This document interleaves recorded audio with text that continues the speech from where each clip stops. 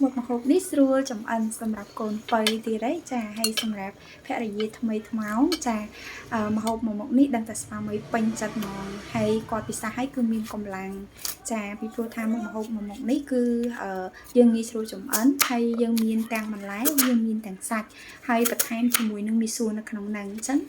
dương ai đã cho mùi nâng một hộp một nít pizza cho một bài của bán rồi có pizza cho một bài của bạn ai sầm rạp sầm rạp cho sai nhúng cứ có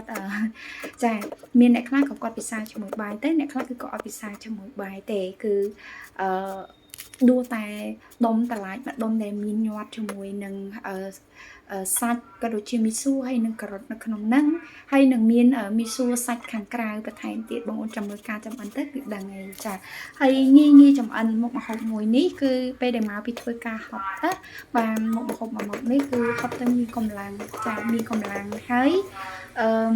ជួយរក្សាគីឡូយើងបានល្អអត់ធ្វើឲ្យប៉ះពាល់សុខភាពហើយទោះបីជាយើងពិសានៅពេលល្ងាចក៏វាអត់ធ្វើឲ្យពិបាកនៅក្នុងការរំលាយអាហារដែរសម្រាប់មុខនេះចា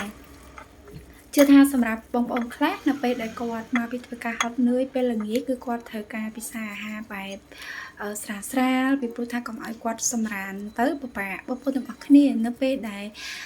ពិសាអាហារពេលល្ងាចដែលមានជាតិខ្លាញ់ច្រើនឬក៏សាច់ខ្លាំង